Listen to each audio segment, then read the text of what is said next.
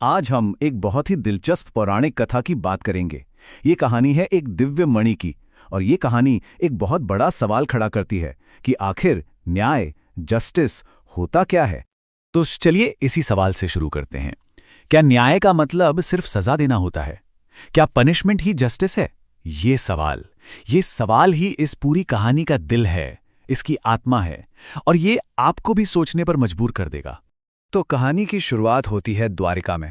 माहौल कुछ ऐसा है कि भगवान श्री कृष्ण और बलराम दोनों ही हस्तिनापुर गए हुए हैं, और ठीक इसी मौके का फायदा उठाकर उनकी पीठ पीछे द्वारिका में एक बहुत ही गहरी और भयानक साजिश रची जा रही है। और इस साजिश के पीछे दिमाग किसका है? दो लोगों का, अक्रूर और कृतवर्मा। ये दोनों मिलकर एक दुष्ट आदमी शतधन्वा को भड़काते हैं। किस लिए? उस शक्तिशाली स्यमंतक मणि को चुराने के लिए। अब ये जो पूरा क्राइम है ना, ये 3 स्टेप्स में होता है। सबसे पहले अक्रूर और कृतवर्मा शतधन्वा के दिमाग में लालच का जहर घोलते हैं। फिर उस लालच में अंधा होकर शतधन्वा उनकी बात मान जाता है, और आखिर में वो मणि के असली मालिक सत्राजित की सोते हुए ही बेरहमी से हत्या कर देता है। और हत्या करने के बाद शतधन्वा वो बेशकीमती मणि लेकर रात के अंधेरे में गायब हो जाता है। पीछे क्या छोड़ जाता है? सिर्फ और सिर्फ मातम और दुख। अब कहानी में एंट्री होती है सत्राजीत की बेटी सत्यभामा की। जाहिर है अपने पिता की हत्या से वो बिल्कुल टूट चुकी हैं, लेकिन उनका ये दुख बहुत जल्द न्याय पाने के एक पक्के इरादे में बदल जाता है। और वो एक बहुत ही कठोर प्रतिज्ञा लेती हैं। वो ऐलान कर देती हैं कि जब तक श्री कृष्ण खुद आकर शतधन्वा को मारकर मेरे पिता की मौत का बदला नहीं ले लेते, तब तक उनका अंतिम संस्कार नहीं किया जाएगा। सोचिए, ये न्याय के लिए एक बेटी की कितनी बड़ी पुकार थी। और अपनी इसी प्रतिज्ञा को पूरा करवाने के लिए वो एक पल भी नहीं रुकती। फौरन हस्तिनापुर के लिए निकल पड़ती हैं, ताकि श्री कृष्ण को इस भयानक अपराध के बारे में बता सकें और न्याय मांग सकें। और जैसे ही श्री कृष्ण तक ये खबर पहुंचती है, वो बिना देर किए सत्यभामा और बलराम के साथ द्वारिका लौट आते हैं। अब असली न्याय की खोज शुरू हो चुकी है, और ये तो तय था कि अपराधी का बचना अब नामुमकिन है। उधर द्वारिका में जैसे ही शतधन्वा को पता चलता है कि श्री कृष्ण वापस आ गए हैं और उसे पकड़ने का हुक्म दे दिया है, वो तो डर के मारे कांपने लगता है। और घबराहट में कहाँ भागता है? उन्हीं लोगों के पास जिन्होंने उसे इस गुनाह के लिए उकसाया था। पर उसे वहां क्या मिला? सिवाय धोखे के कुछ नहीं। एक तरफ वो बेचारा मदद के लिए गिड़गिड़ा रहा था, और दूसरी तरफ अक्रूर और कृतवर्मा ने तो उसे पहचानने तक से इनकार कर दिया। मतलब जिन्होंने उसे इस अंधेरे कुएं में धकेला था, वही अब उसे अकेला छोड़कर भाग खड़े हुए। अब शतधन्वा पूरी तरह से हताश हो चुका था। उसे समझ आ गया था कि वो अकेला पड़ गया है। तो भागने से पहले वो एक आखिरी काम करता है। वो स्यमंतक मणि अक्रूर को थमा देता है, और अपनी जान बचाने के लिए अकेले ही एक घोड़े पर बैठकर द्वारिका से भाग निकलता है। और बस यहीं से शुरू होता है वो पीछा, जिसका अंजाम पहले से ही तय था।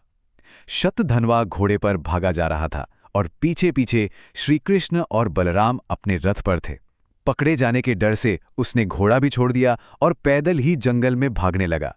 लेकिन वो आखिर भागता भी तो कहाँ तक?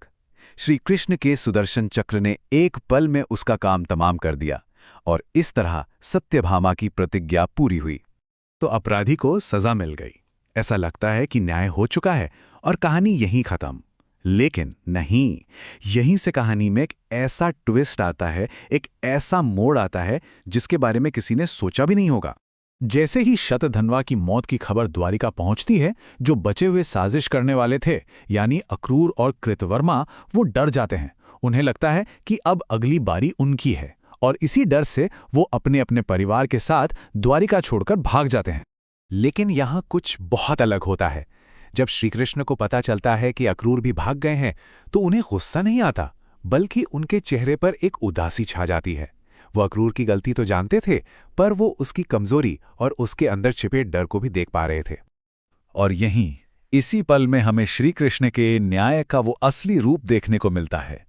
एक ऐसा न्याय जो सिर्फ सजा और बदले की भावना से कहीं कहीं ज्यादा ऊपर है। ये धर्म की एक बहुत गहरी समझ पर टिका हुआ है। श्री कृष्ण क्या करते हैं? वो सैनिकों को भेजकर अक्रूर को पूरे सम्मान के साथ वापस बुलवाते हैं और उनसे बहुत प्यार से कहते हैं, चाचा श्री, मैं तो हमेशा से जानता था कि स्यमंतक मणि आपके ही पास है। हमें वो मणि नहीं चाहिए, आप उसे अपने पास ही रखिए। जरा सोचिए, ये सुनकर अक्रूर पर क्या बीती होगी। ये किसी झटके से कम नहीं था। इससे पता चलता है कि श्री कृष्ण सिर्फ सब कुछ जानने वाले नहीं थे, वो करुणा के सागर भी थे। श्री कृष्ण के ये शब्द सुनते ही अक्रूर की आंखों से पछतावे के आंसू बहने लगते हैं। वो उनके चरणों में गिर पड़ता है और कहता है, हे प्रभु, आप सच में परम दयालु हैं।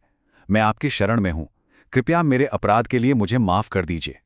और फिर श्री कृष्ण चुप करते हैं। वो तो न्याय की पूरी परिभाषा ही बदल देता है। वो सिर्फ अक्रूर को माफी नहीं करते, बल्कि उसे गले से लगा लेते हैं और वही मणि जो इस सारे फसाद की जड़ थी, उसे वापस अक्रूर को ही सौंप देते हैं। ये सिर्फ माफी नहीं थी, ये एक इंसान को सुधारने का, उसे उसके लालच से आजाद करने का एक दिव्य तरीका था। तो इस पूरी घटना से जो सबक मिलता है, वो सिर्फ हम कहानी सुनने वालों के लिए नहीं है, बल्कि ये वो सबक है जो कहानी के एक मुख्य किरदार ने अपने दिल की गहराइयों से सीखा।